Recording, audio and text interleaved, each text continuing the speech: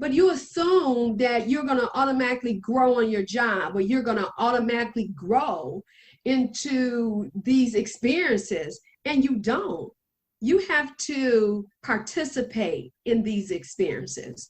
You have to be intentional about the ways you want to grow. And yet, that is not what everybody thinks. You just think it's going to automatically happen.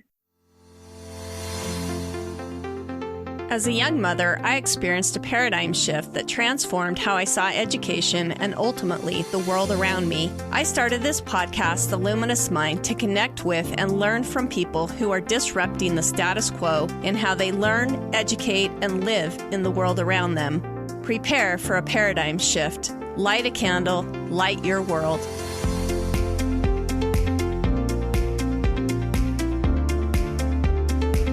Benjamin Franklin said, "Instead of cursing the darkness, light a candle." You're listening to The Luminous Mind with your host, Rebecca Bowman. Today's fire starter is Regina Hall. Regina is an author, certified speaker, trainer, coach, licensed professional counselor, and an ordained minister. A graduate of Ashland Theology Seminary with a Master's of Art in Pastoral Counseling. She also graduated from Central Michigan University with a Bachelor's of Science degree in Business Administration. She is the founder of Enlightened Heart Services, EHS. EHS aims to assist women to discover who they are through transforming their minds and emotions by taking a journey of self-acceptance, personal authenticity, and adding value to others. She also is the founder of Sisters Journeys Together. SJT birthed from her book, Mommy, I Need You. Its purpose is to mentor young ladies in finding their voices through personal growth and leadership. SJT hosted their first back-to-school conference in 2019 that focused on personal and professional development for teen girls between the ages of 12 and 19. She is a member of the Great Lakes Real Orators Toastmasters Club, Greater Farmington Area Chamber of Commerce, Southfield Area Chamber of Commerce, Michigan Association for Female Entrepreneurs, American Business Women Association, Tajamai Women's Life Chapter 817, and attends Brightmoor Christian Church. Regina resides with her loving husband of 13 years. They have one amazing daughter who is currently attending Kalamazoo College. Well, welcome, Regina. Thank you. I'm so excited to have you be part of the Luminous Mind. We were talking before we started recording how a lot of our messages are much the same of, the Enlightened Heart services or then the Luminous Mind and stuff. But before we get into your message and the business that you're doing, give us a little background about yourself. Okay. Before I say that, let me just thank you very much for having me to be a part of the Luminous Mind. I'm excited to be here today. And just excited to just see where this journey is going to lead us both. So thank you. You're welcome. So the way I describe myself, I'm an energizer, inspirer, encourager, God-fearing wife, mother of a child. She's 21 years old, just turned. Yay! I say yay! And she's in her last year of college. I've been married for 13 years. He is an entrepreneur himself. He has a tennis business. It's called Tennis Made Easy. He retired from Xerox. He worked there for 31 years, and he's a tennis pro. So if he can sleep, eat, drink tennis, he would. Yeah, that's like a dream. Yes. So he loves it. I exercise 4 days a week. And when I say recently, over the last 3 years, I slowly lost 35 pounds. And so I'm over 50, and I wanted to grow old graciously. Oh, I like that idea. And yes, I wanted to. I was like, you know what? How do I want to proceed in life? And it was very important for me to take care of myself. And I've always been athletic, but, was off and on. And I decided that I wanted to start exercising regularly and make sure that I was eating right, put those things in my regimen. I particularly enjoy yoga. I love yoga to center my mind and my spirit. And I read the Bible daily. And I love reciting affirmations. But I love being known as the #1 Exhale International Transformational Speaker and Trainer. I help women to breathe. And so that's pretty much in a nutshell who I am. I speak life to women who have experienced difficult obstacles or gone through some type of trauma to make peace with their past and move forward into their purpose. Well, and how did you get into that? Give us some background into that of how you moved into being such an inspiration for women and helping them through this journey. So I ended up going through sexual abuse, and the Lord, I started seeking God out about my healing. I was miserable, feeling one way of, this is my second marriage, and I was feeling really complete in my marriage. I felt like I had exhaled, and I don't know if you ever saw the movie Waiting to Exhale. I felt like I had exhaled, but in my heart, I was feeling torn and sad, and I really couldn't shake it.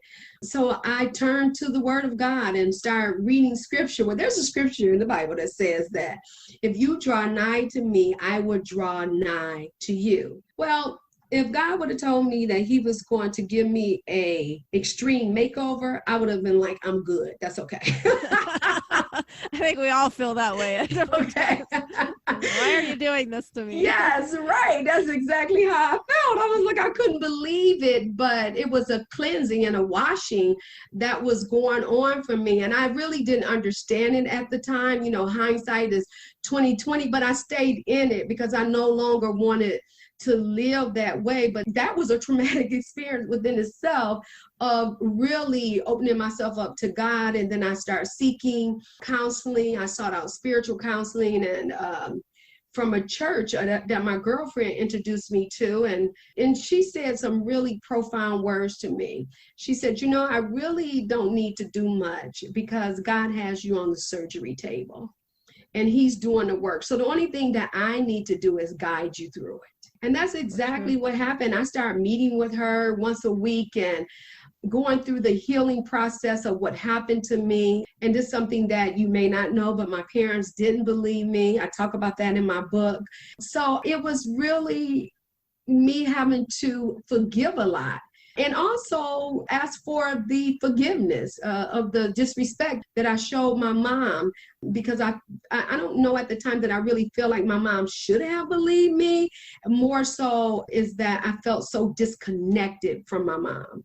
My dad, I had him more on the pedestal, but as God began to deal with my heart, I realized that my dad, of course, had his flaws as well as my mom having her flaws, and really dealing with them as being parents later on. As for the forgiveness began to take part in my heart, and really just understanding that, they did the best they could.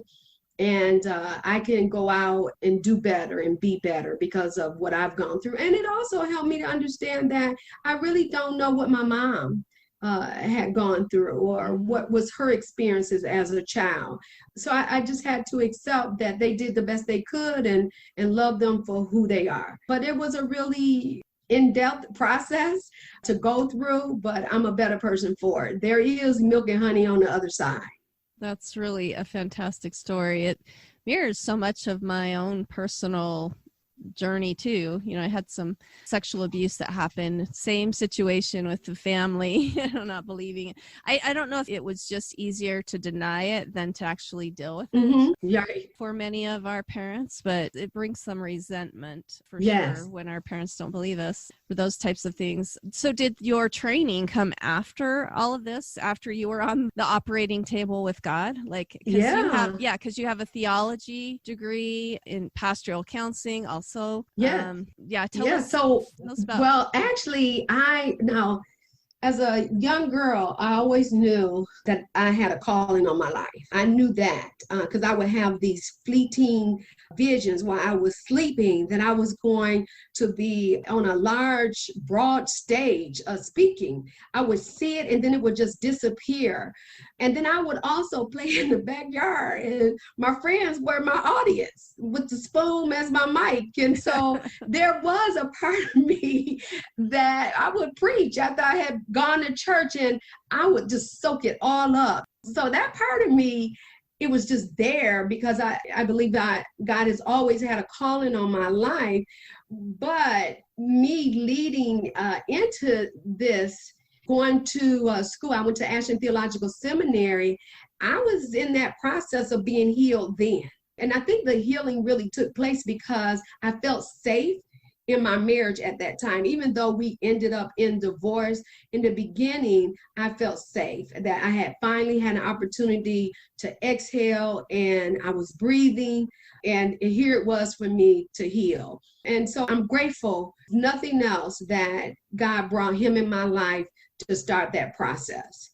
But I was actually in school when that process happened. I was about 29 or 30. And that's one of the things too, to know that most of the time you don't deal with those traumatic experiences until you are grown. Mm-hmm. You know, and because no one is talking to you about it as a child, you really don't understand the depth of what has happened to you until you get grown and you start looking back at, you know, oh my God, this is, how could this have had happened? Somebody protecting me. Yeah. Yes. Yeah.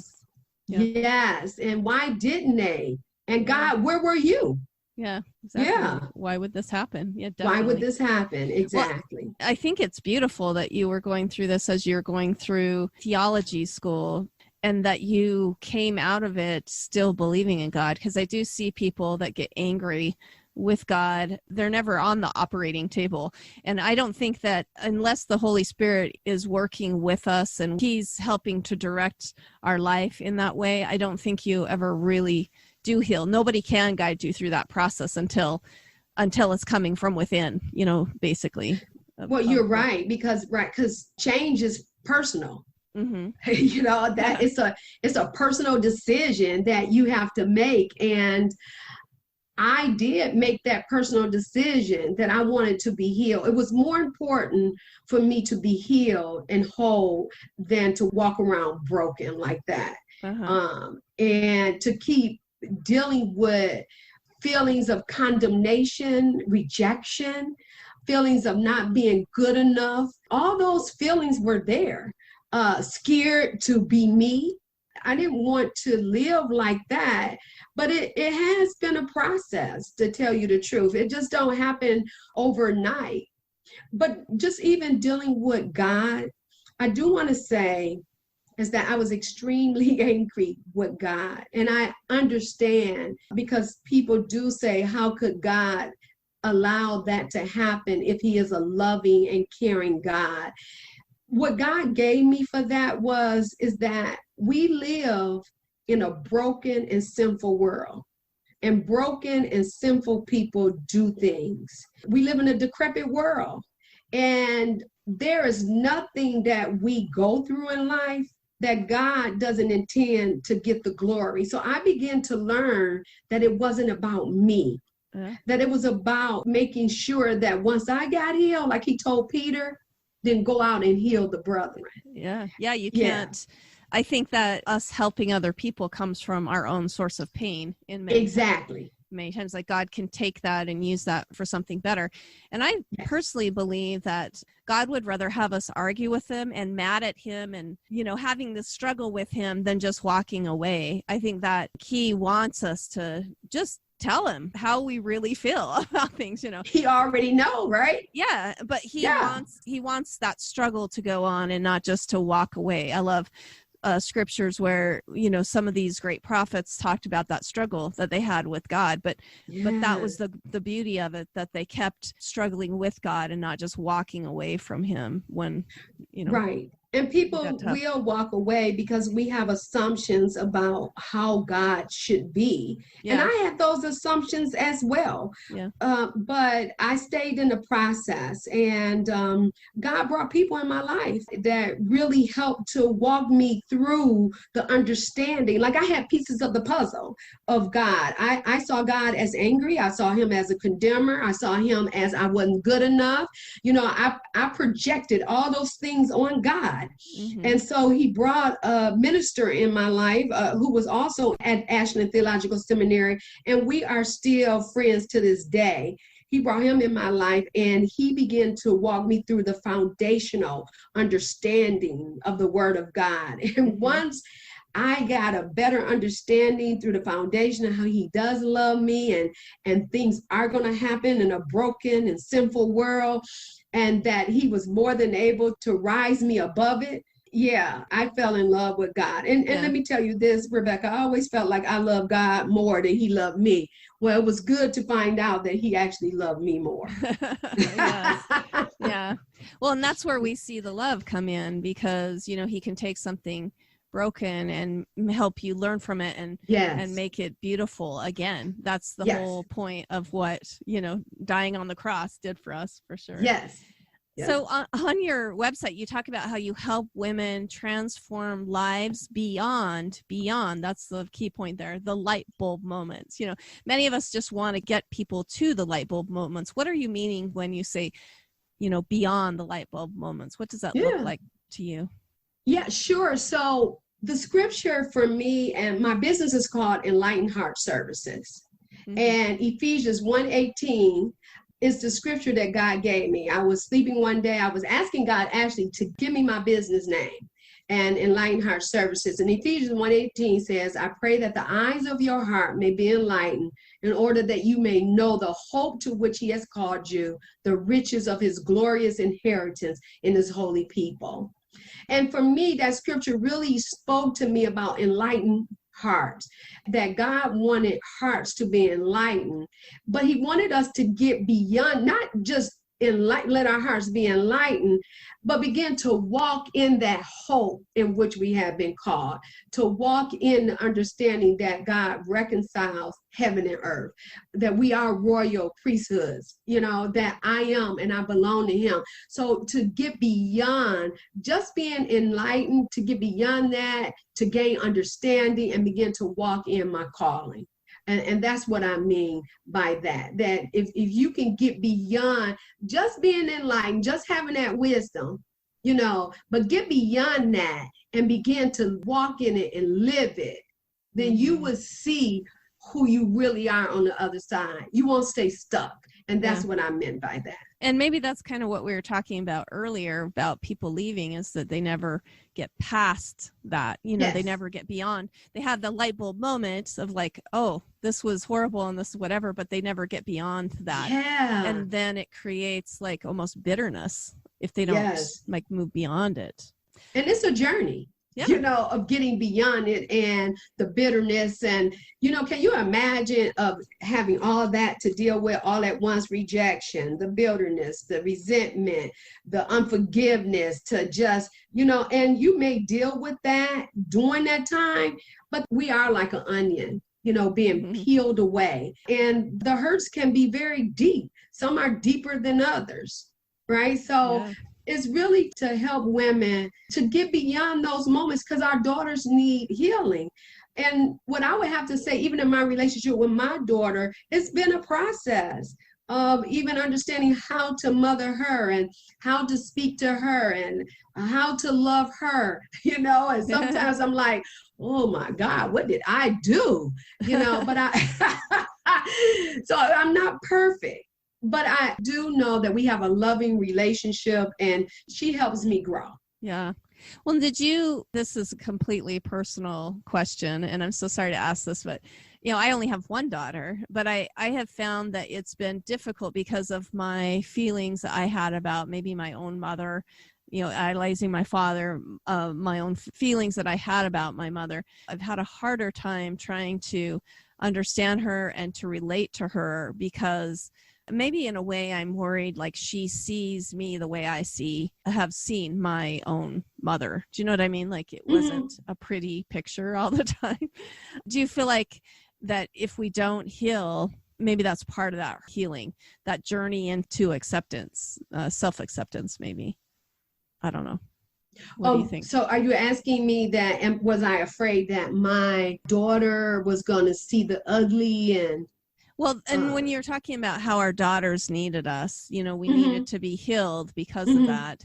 I think that maybe be part of the journey is that if we don't heal maybe past hurts with our own past, with our own mothers, with the people that maybe we feel they're not responsible, but they should have been protecting us, like we talked about. Yes. We don't move past that. It can really affect our relationship with our own daughters as well. It can. And when we talk about the journey, you get involved in relationships with others, particularly within your own family, stuff show up. And the blessing is that going through that healing process, staying before God, I was able to say, whoa, I really can see, how this is still playing a role, and I need to grab hold to this. I need to allow God to speak more in this area of my life. Or the fact that I can go to her and say, hey, you know what, mommy's not perfect, but what I will tell you, I'm really sorry that I needed to really have thought that through a little better. So it made my heart more empathetic towards her, to understand her. I gave her a voice. Now, what I would say, my husband like, yeah, you gave her a voice. My goodness, did you give her a voice? That's what we want from our daughters, right? Yes, but I gave her a voice, and she has a voice, and I didn't feel like I had one. And that's another thing I believe the journey and the healing does. It allows me to offer up to women that come to me that, hey, you have a voice. And I want to hear your voice. I want to know, I want you to share, and I want them to share at the level in which they are comfortable in sharing. Not long ago, I did a podcast with a lady all about Eve, and how, from that experience, many people took that Eve was wrong and evil and whatever. And for generations from that, women have been silenced because of that situation. And I think even more so as a Black woman, that you feel that silence even more. So like to give yourself permission to have a voice and to use that voice, and then also to teach our daughters to, we're breaking that really horrific cycle that has happened generation after generation of how women have been silenced in so many ways. Right. Do you feel like there are other misconceptions that maybe people have about this journey with self-acceptance? Yes, I do. Because self-acceptance is really all about, having a good self-esteem and a good self-image about yourself. But we're flawed individuals. We're not perfect. And as we've been talking about, life is a process, and we move at our own pace. And so I think a lot of times that because we're grown and we're older, we may assume that we should know better. Right? We live in a world that's very materialistic. We hide behind who we really are. We are about, impressing others and performing for others. And it really doesn't allow you to be who you are. Just accept who you are. I love reading stories, Rebecca, about people who live in the small houses because they don't really feel like they need this huge house. And I remember when my husband and we were purchasing our home. It's not a real small house, but it's not the large ones that my friends and all of them were buying. And I love my home. And then they call it buyer's remorse, right? And so here I am, and my daughter going to all her friends' homes, and they have these big homes and everything. And I started to feel bad about my home. And I had to just stop and say, I accept my home. When I walked into it, I knew it was for me, and I still feel that way today. But there's big comparisons that are out there. That's that spirit of comparison where we compare ourselves to others, our home, our cars.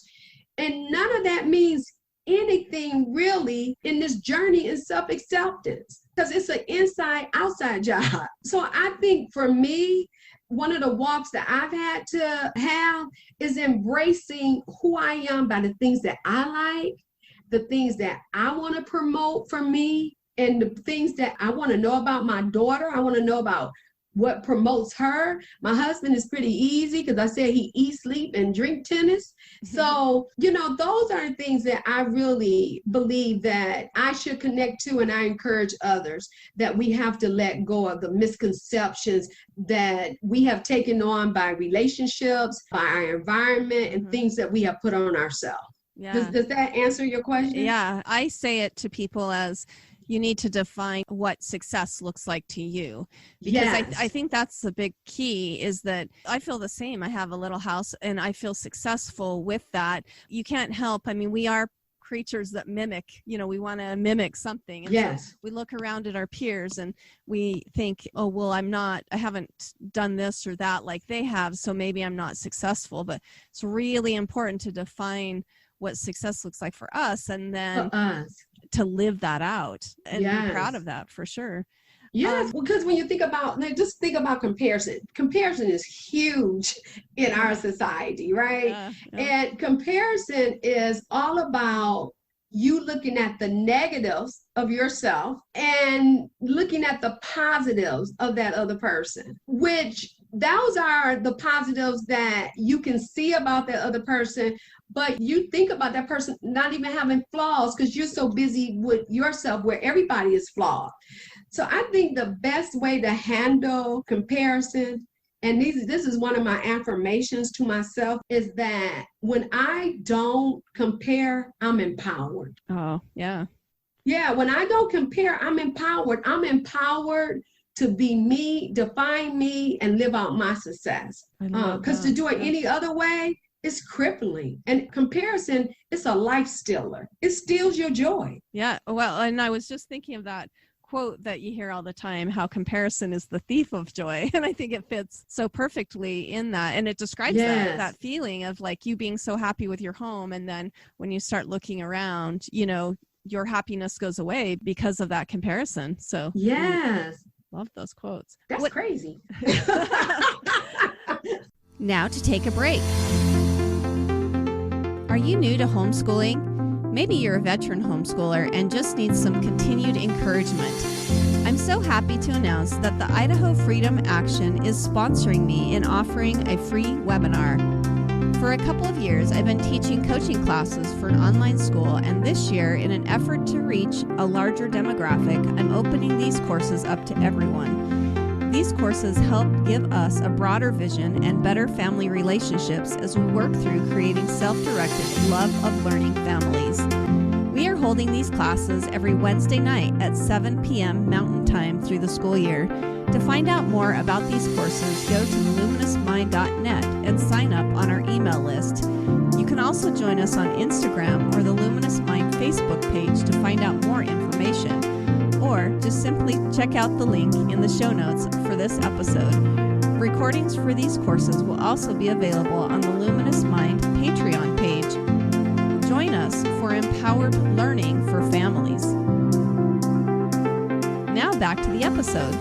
So tell me, with your research into a lot of these topics that, as a speaker and a trainer and a coach, these are all things I'm sure you've studied a lot about, of how to mentor people, how to speak to them about some of these topics.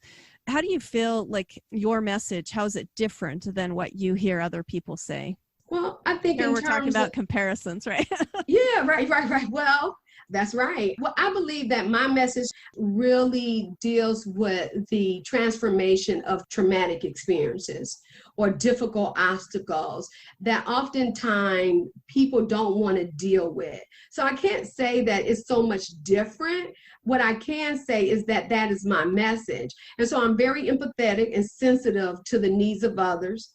I consider myself to walk on a journey with them, is to help them to breathe through the journey and to be that advocate for them. So those are the ways that I feel like I can be empathetic, because I've walked where they walk, maybe not the same experience, but 50% of people are going to have a traumatic experience or a difficult obstacle. And as the elderly used to say, and if you haven't, baby, just keep on living, right?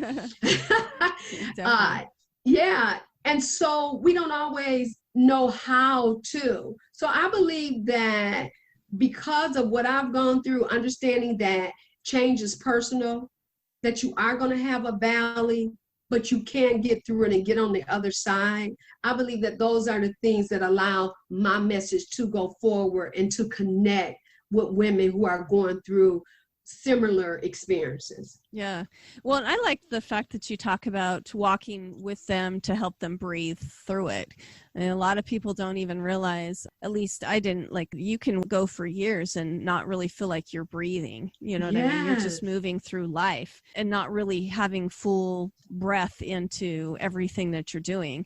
I think when we talk about that journey into self-acceptance, that reminds me a lot about how living with authenticity is part of that. Do you feel like there are common challenges that you have with people who, as they're trying to live authentically? Yeah, because I think a lot of times, that's getting back to the type of world we live in, people really struggle with living authentic. Like a good example, I was talking to someone and she was telling me that she wanted to do something. I can't remember the whole story, but what she was about to do, she was afraid to do because she was concerned about how it was going to look, how she was going to be judged. So she didn't do it, right? Mm-hmm. And so I shared with her that I no longer make excuses for things that I need to apologize for. So I try not to say things like, well, I had this emergency to come up and I'm so sorry, blah, blah, blah, blah. What I try to do in just being authentic is say, I'm really sorry that I didn't show up for that meeting. Yeah. It wasn't intended. If you can count it to my head and not my heart. And so I think a common thread for most people is not feeling like they have permission to do it, how they're going to be judged, how people are going to look at them. And I hear people say, that are even my clients that would say to me, I know I shouldn't worry about what other people think, but I really felt, but we do. We put a lot of weight into what other people think. Definitely. And I think that's a struggle of how to change our mindset too, is that when we can't be completely honest with other people because we're worried about how they're going to think and feel with this situation, we're not being honest with ourselves. And so then we aren't really living authentically because you can't lie to yourself and be authentic about who you are. Yes. And when we talk about that being on the operating table, working through that mindset, what do you feel like are common mistakes that people make when they're trying to change that mindset? And maybe they don't really know that they haven't even began. That's part of it. Yeah. So I think one of the common, and I don't want to call it a mistake, I think one of the common thoughts that people have is that they think often, and I had it, so let me just bring it to me, that you're going to grow automatically. Growth is automatic, right? That's true. Yeah. Yeah. And so that's the way you think. And I think that's because of the type of world, the school system that we have across America, right? That you go to school, you get this education, you matriculate from grade to grade. Even when you go off to college, you matriculate through level to level. But once you get out of school, out of college, right, unless you become a professional student, you don't have that type of guidance any longer. But you assume that you're going to automatically grow on your job, or you're going to automatically grow into these experiences, and you don't. You have to participate in these experiences. You have to be intentional about the ways you want to grow. And yet, that is not what everybody thinks. You just think it's going to automatically happen. Yes. I like how you're talking about that intentional. I also like to call it experiential learning. And I do think that oftentimes our education cankers that, because we have somebody who's basically walking us through saying, oh, you're growing, but we're not being very intentional. Like we're not really thinking about it, not really taking those experiences in, like breathing them in, moving back to that breath, but breathing in the experience and then letting it, have full power to change us or to help us learn something different in a way. Right. And so most times I think, and one of my mentors, John Maxwell, says it well. He said, many people learn only from the school of hard knocks. They treat difficult experiences, teach lessons, and difficult experiences don't necessarily have to teach lessons. We talk about that, right? You can have a difficult experience and stay in resentment and unforgiveness and all of those things. You can stay in there. Fear of being you, being the authentic you, never coming out of that shell. I like that. Yeah. A lot of people don't think that they may be carrying fear as well. And I think that's a really important thing to identify. I'd love to hear more about your book. It's called Mommy, I Need You. What's the idea behind that and what inspired you to write that book? Yeah. So years ago, I was inspired to write a book. I believe God was nudging me to write my book. But I didn't want to, after I had gone through my healing process, to even consider writing a book about the process. No, God, you ain't talking to me. Yeah. No, not me. And eventually I got on board. So let me say that. So my book, Mommy, I Need You, was really, the title came from my daughter, who, when she was little, was always, Mommy, I need you. And it was exhausting at times, her calling me. But sitting there and thinking about the title, Mommy, I Need You, and so many women, girls who have gone through abuse, because it states that 1 out of 3 girls would experience sexual abuse for the first time between the ages of 11 and 17. And 1 out of 8 would experience it before the age of 10. Wow. And those are numbers that are reported, right? Those numbers are reported. So imagine the numbers, because I'm not a part of the report. Yeah. And I'm not sure you're part of the report, but I wasn't part of it. Yeah. So just imagine the people who are not a part of it. So my book was written about my story, but to encourage women, and you didn't have to be a mother, just be a surrogate and come alongside the woman who have experienced this and help her to get through it, because we are going to be that voice for our children, because truly it's not going away. Yeah. You can look at it as an epidemic. Sexual abuse is not going away. It's in the Bible. The first story is in Genesis. It happened to Dinah. That is Jacob's daughter. And then you go on and you read about it with David. It happened to Tamar, David's daughter. And so it's in the Word of God.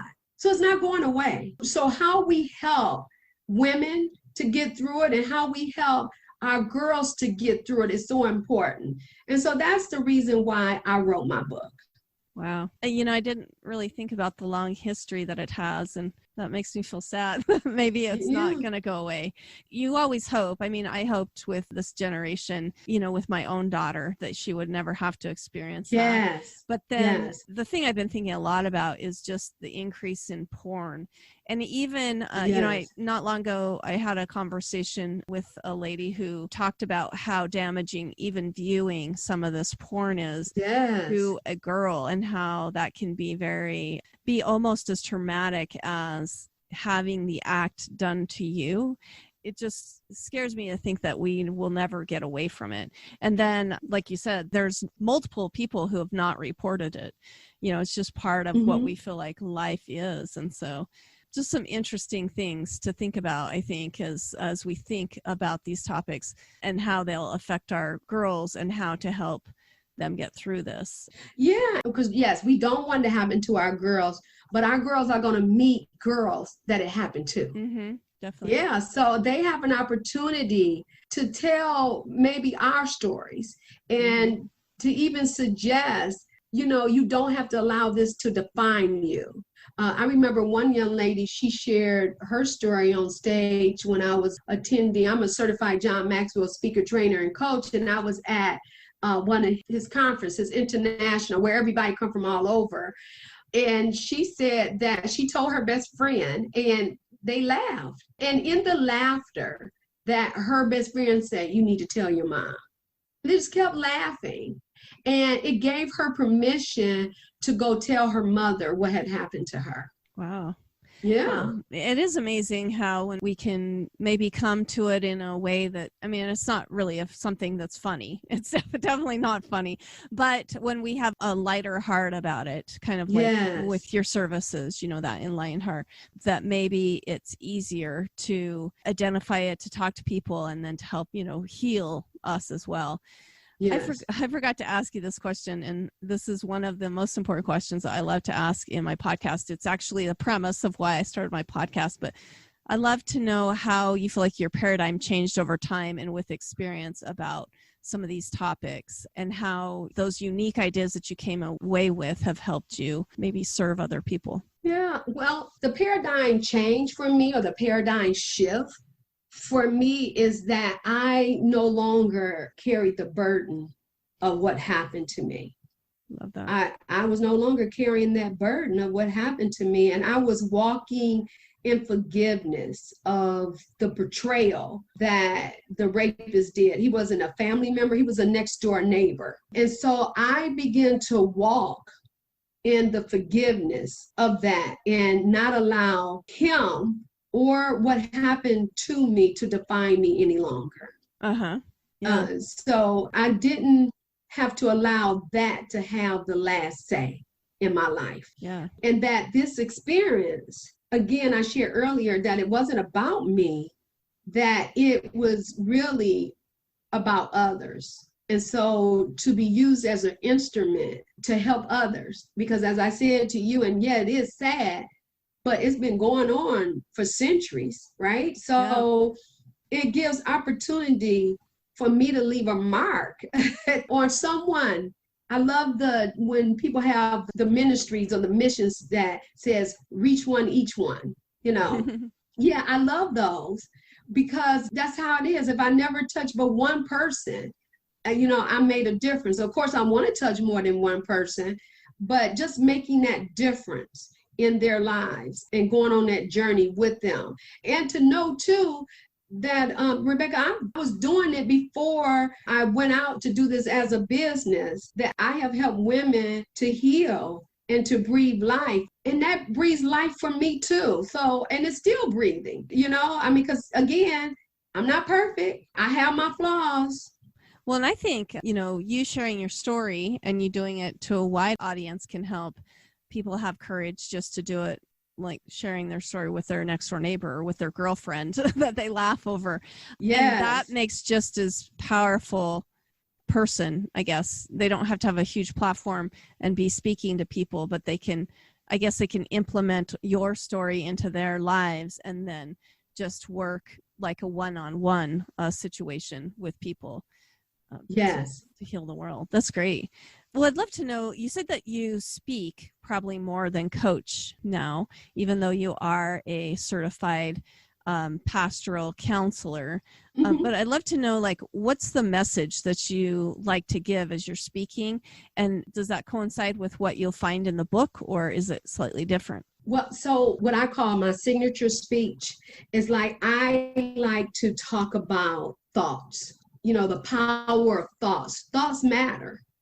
How we think, how we allow those thoughts to ruminate or to control us. And so I talk a lot about, one of them I talked about with you is about the comparison. But when you've gone through something, or we all have distorted thinking. So I like to kind of flush those distorted thoughts out. But you can set yourself free. So for me, my message is definitely that you have power to change your thoughts. And I didn't see that at first. I remember when I first started the healing process, and these thoughts would attack my mind, and I would talk to one of my prayer partners, and she would say, you know, we're going to pray over that. We're going to deal with that. But I remember one of my other prayer partners, she said, you know what, that's just a lie. Flat out lie.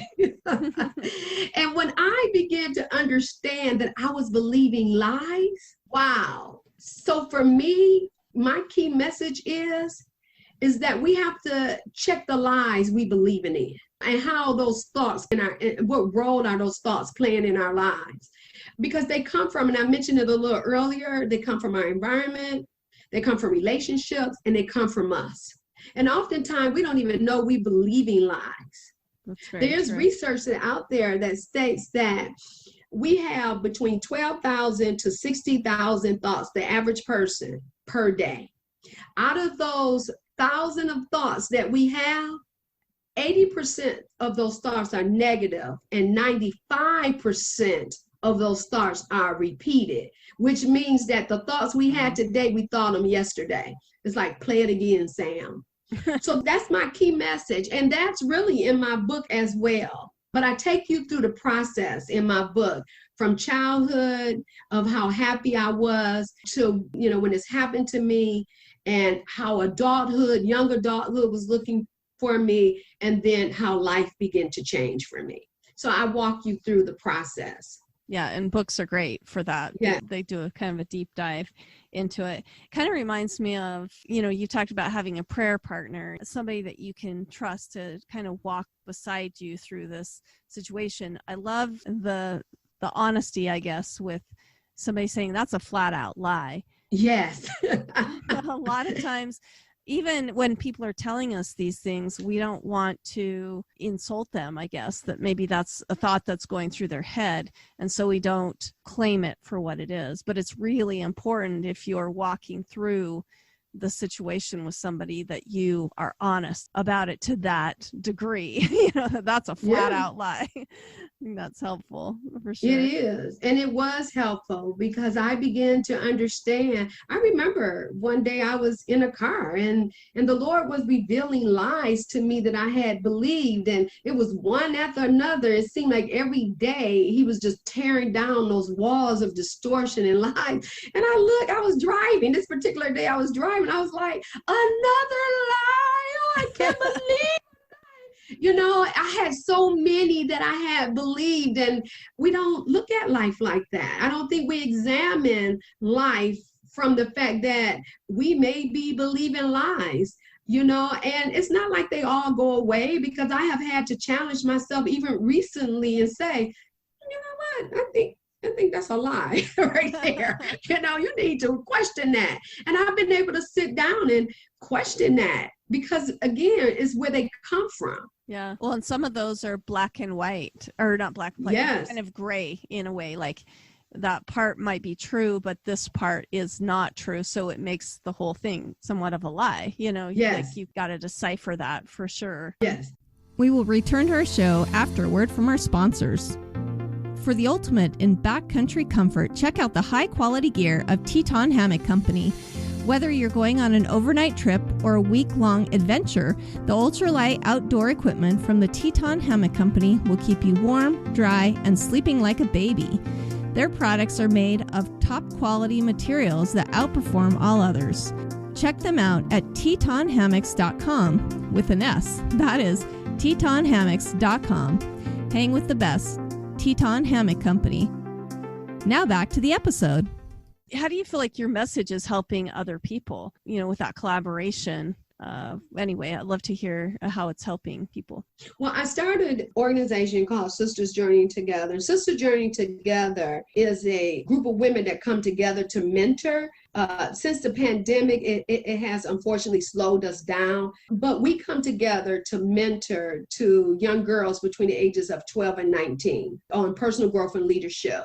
So collaborating with schools and Girl Scouts, like I have even spoken to, and let me say this, you don't really have to mention sexual abuse to know that once you get 10 girls together, somebody within that group has gone through something.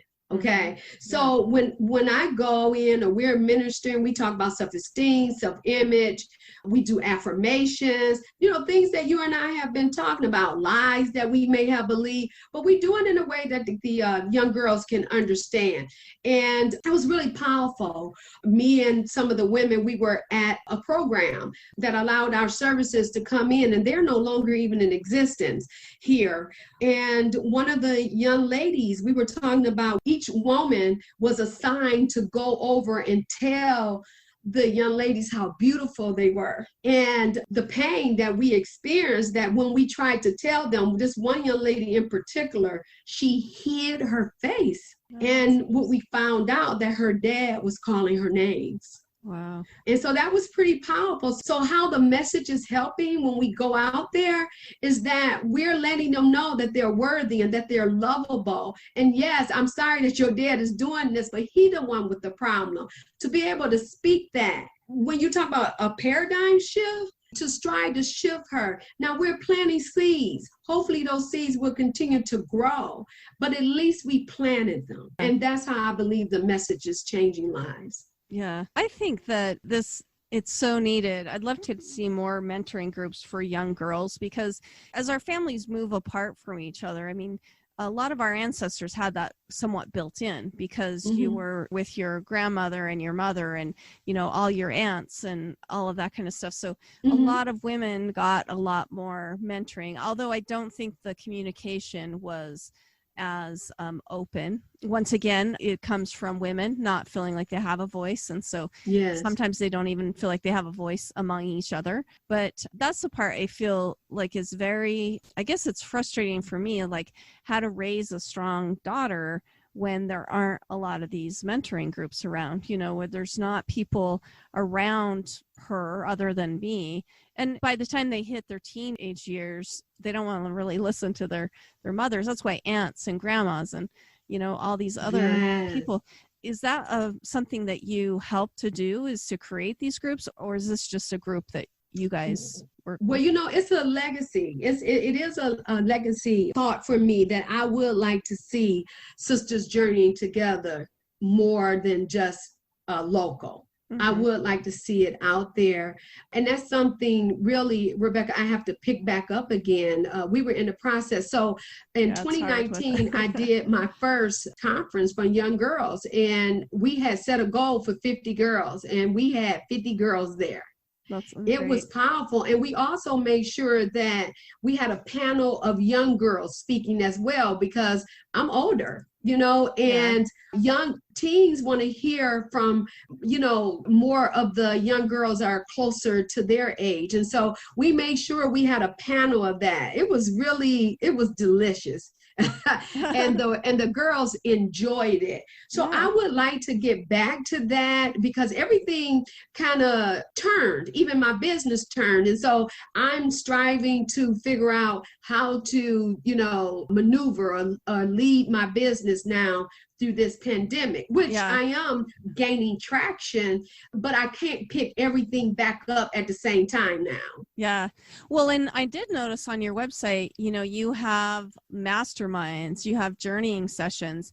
Yes. Even though you live in the Detroit area, are those events that people could join no matter where they're from? Most definitely. And, you know, just to share with you, I've always wanted to, Rebecca, go to Africa.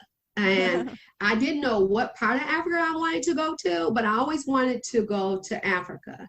And so I have a Facebook Live, and I also started a group for women on Facebook. My Facebook Live is called Morning Tea with Regina, and it's called Thoughtful Tuesday and Thoughtful Thursday. Those are the 2 days and Thankful Thursday. And I go on those 2 days. Well, I end up meeting a young lady from Africa, and we both start talking, and she has a ministry. When you talk about collaboration, really powerful ministry to widows and widowers in Nigeria. And I decided that I wanted to raise money, because when they lose a spouse, a woman, particularly a pregnant woman, loses their spouse, they can lose their home, everything, and not even know how to have the baby, because they have lost their spouse during the time of their pregnancy. So I wanted to raise money for that particular segment of her ministry. And she asked me to speak. I had an opportunity to speak to widows and widowers, and we end up connecting, because her ministry is pretty wide. My speech ended up connecting with over 3,000 viewers on Facebook. Wow. That is so neat. Wasn't that so? It was just awesome. Yeah. And just talking about that power of thoughts, even how them dealing with being a widow or being a widower. And I'm a divorcee, and there may be some similarities in terms of the loss, but surely in how they're thinking about themselves, because they do have a journey that they're going through. And a lot of times the females over there and even the males can be blamed for even the spouse dying. Wow. Yeah. So to so there and to have that experience. So of course, all over the world. And I believe that's what virtual has done in this pandemic, for us to think outside the box, or as we were talking about earlier, to kick the box. I believe that's what it has done to allow us to do it differently. For those who are willing to step up, because you got to be willing to step up to the challenge. Yeah. Well, and we do have an international world, and we can't deny that. This pandemic should show us that, Yes. that Yes. everybody is hurting in this way. Yes. I do think it's powerful though, like even though you're divorced and you haven't lost a spouse, I have heard that it's actually more painful in a way to go through a divorce.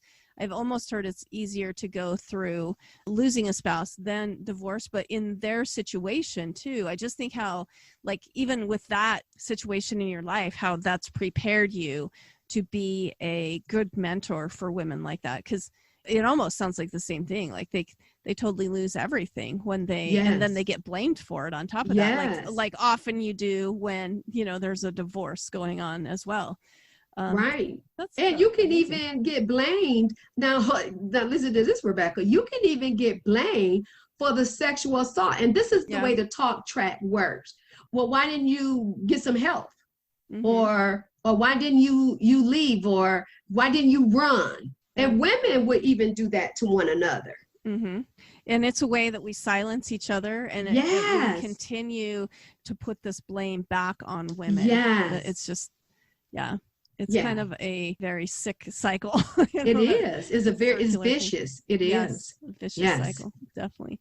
What do you feel like is something that you've learned that's helped cause your life to be more meaningful and that's led you to your life's mission? When I was going through my healing process, I believe that the one thing that I learned that I fought against at first, because I was depressed, I had lost a lot of weight, and the Lord was telling me to go out and serve. And I was like, go and serve. I'm a mess. I've lost all this weight. I lost probably about 30 pounds. I had gotten so small. I couldn't eat. I couldn't sleep during the healing process. And for the Lord to tell me to go and serve, I was like, you got to be kidding. But I did it anyway. I ended up connecting with my church, and they were helping Meals on Wheels. They had a ministry there for Meals on Wheels, and they prepared the meals, and then we would go out into the community where the elderly was shut in and nobody would bring them meals. And when I would walk on those porches to give the meals, they would meet me at the door, the elderly, and they would say, baby, I ain't had a visitor all day. I was waiting for you. And it just cheered my heart. And I couldn't believe it. And I was so happy that I began to understand that part of my healing was serving. Mm-hmm. And that's that part when I say, and helping others. Mm-hmm, definitely. So the meaningfulness for me is serving. You can go in business thinking that it's for you to make money, or, but wow, when you get into business, you realize it takes a while for everything to kind of take hold, right? Yeah. But the greatest thing you can do is serve. So I believe that gives me the most meaning out of life when I'm, even my family. Mm-hmm. Now I grew up, so let me just say this. I grew up in the liberation movement when it was just starting on television I don't know if you know about Gidget. And I remember one time she dropped her handkerchief on the ground, and the man went to go pick it up, and she wanted to be able to say, I got this. I don't need your help. And it even was like that when the men tried to open up the doors. So you can even see on television how life changes, on how, we are ushered into other eras. And so for me to like think about serving my husband, yeah, cook for yourself, get your food. But no, I have come to appreciate that. And like I said, even my daughter helping me to grow she's saying to me, I know, I'm away at college, but when I come home, Ma, I do want some meals from you. When I know she's coming home, I've tried to do a better job of even serving her in that area, pushing myself to the side and meeting her needs. Of course, I want to say, girl, you grown, you away at college, cook for yourself, mommy on break. But you know what? She needs me in that area. Yeah. Well, and that's kind of why I like to always include like how we're helping other people, because I think service is part of that. And even if we do make money while we're serving other people, I mean, you're not stealing that from them. They're voluntarily giving sure. But you may think that's what you're going to get when you first start your business, Yeah. But it takes time for those things to really catch on the way you want it. You may think you're going to start off making thousands and thousands of dollars, right off the bat. If you put your service out there, people are going to just automatically invest. Well, people have to get to know you, right? They have to get to know you. They have to get to trust you. And that happens through service. And like you. So it's the know, trust, and like. Mm-hmm. Yeah. Well, and I do, kind of going back to the women's movement, I think service is part of life. Women that comes very naturally many times to us. Yes. And I do understand there was a point that we had to go, you know what? Other people do need to be stepping up here. And, because it went from us wanting to serve to being a doormat. Do you know what I mean? Oh, right. Yes. For other people. So I think that there's a good balance. The thing I love about it, though, is that I feel like our world is becoming more beautifully balanced in that way. That, our husbands serve us, we serve them, and our children, hopefully they're serving us, but we're also working to serve them. And we can think about it in that balanced way, too, because I think there was so many years that it was one-sided, or we expected more out of our children to serve them. They needed to serve us type of thing. But it's something that kind of rotates, that we can kind of work together in that way. And I think that's healthy. In so many ways. I do too. And just to say, I was in a semi-traditional home. My dad cooked. I mean, every morning he got up and made our breakfast. My dad taught me how to knit, crochet, and sew. Wow. Yeah, so it was him that was teaching me those things. My mom was big on cooking, and she had friends who were teaching. My brother and my sister are more of that cooking. They like that. I rejected that, and not to my benefit either. Even though, surprisingly, I can cook, I'm just not big on cooking. But I'll clean a house. That's what I find like freedom in cleaning, and I love a clean together home. Yeah, I do. Wow, you sound just like me. I don't enjoy cooking at all. I can cook. I cook more out of necessity than I do in survival, but I would rather focus on the organization and the cleanliness. Yes. That's great. Well, how do you feel like, maybe what habits are in your personal life do you feel like help for better learning and maybe better enlightenment? I mean, this is our word, right? Enlightened hearts and illuminated hearts and minds. But what do you think helps create that? Well, I believe that if you just take small steps, right? Small steps in developing whatever it is that you want to focus on, because everybody's priorities are different. And you accept the fact that it's personal. Changing our lives is personal, but in developing habits in our lives that are going to help get us to the next point. But we have to just start small. I was sharing with someone the other day, she felt like her life had so much going on. So I asked, well, can you give yourself 15 minutes a day? 15 minutes to do something for you, 15 minutes a day, and build from there. And she said that she could see herself giving 15 minutes So I have come to embrace, and it's hard. So let me say this, it's hard because I like things to happen. And come on, let's go and let's happen. But I have also I have become to understand that if you do it, take steps every day towards what you say you want in your life, and it can add up. Yeah, those tiny little drops in a bucket, Yeah, they add up. Eventually it'll fill the pill. Yeah. Yeah. So good. Yes, and I think creating some time for yourself, I mean, you can't become who you want to be without spending any time at it. That's wonderful. Right. They tell you when you're on the plane to put the mask on yourself first. Mm-hmm. Right. So that's true. You can't help anyone until you help yourself. Yeah. And that's another way the mentoring young girls, I think, would be helpful because especially as young mothers, that's really when you need, that's what I'm thinking of. Like I have a lot more time now. I know you told me you're an empty nester as well. Yes. And I remember having tiny little kids and not like, where am I going to squeeze out 15 minutes for myself? And once again, that would be a wonderful time to bring in that mentoring where we all kind of help give each other a little bit of time to become who we need to be.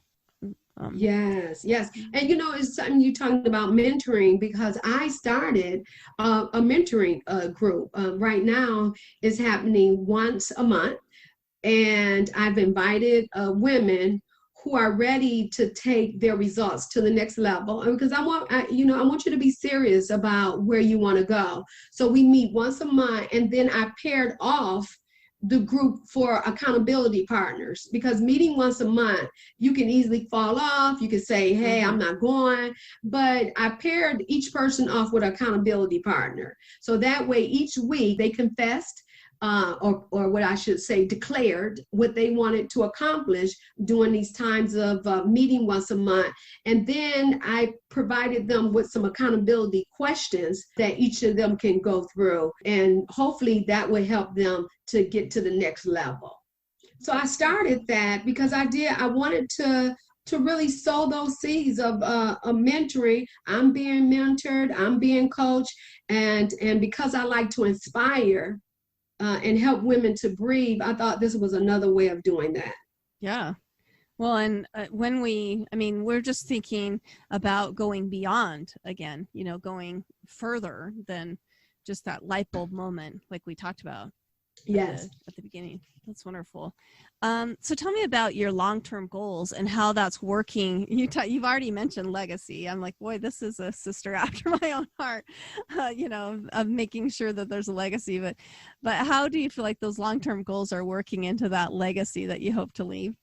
Well, so for me, my legacy is that I want to grow old graciously and healthy.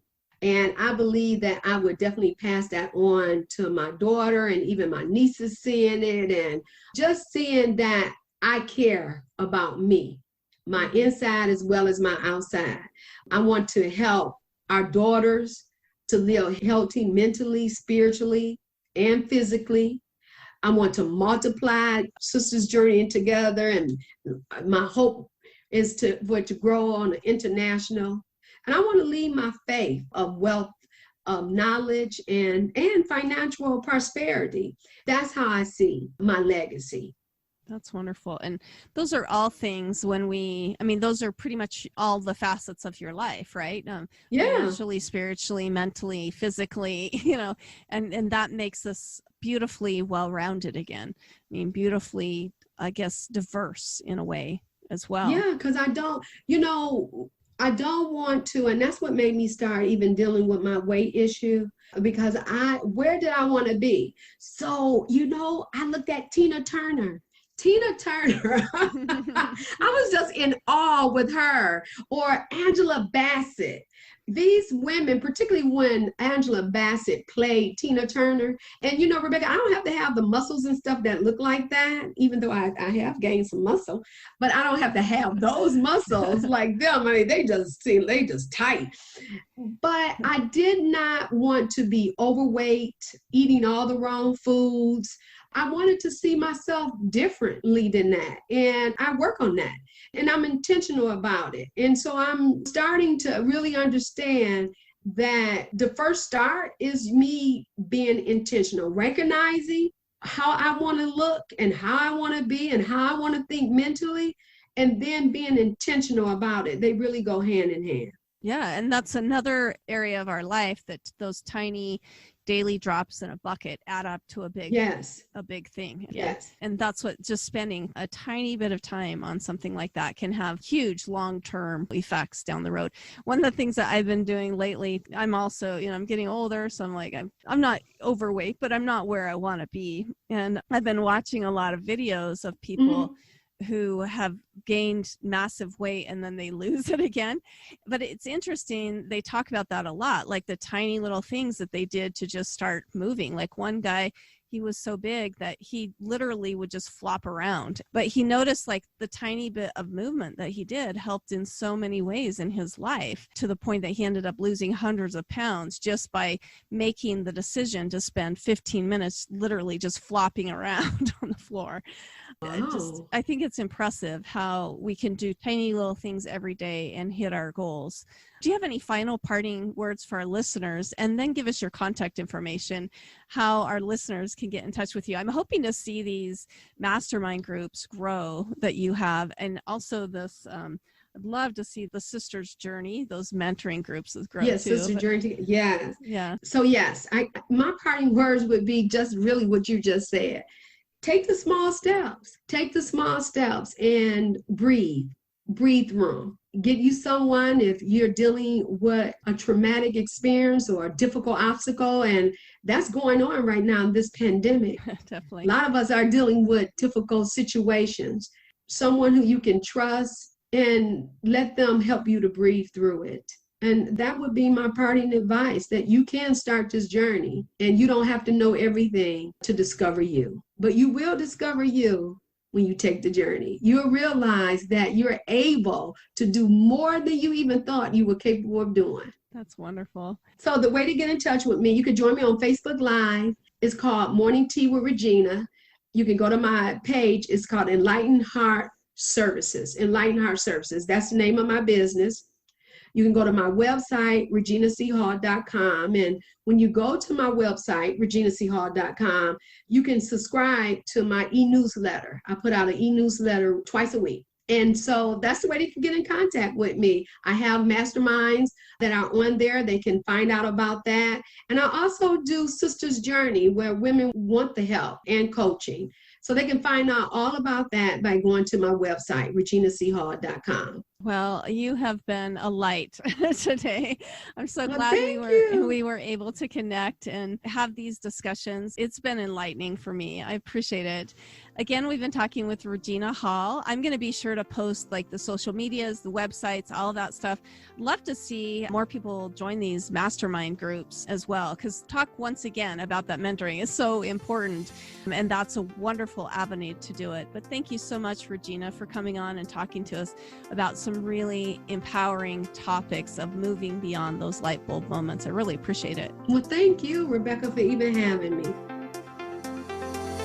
Thank you for listening to The Luminous Mind. Music featured in this episode from Scott Holmes. To learn more about our podcast, check us out at theluminousmind.net.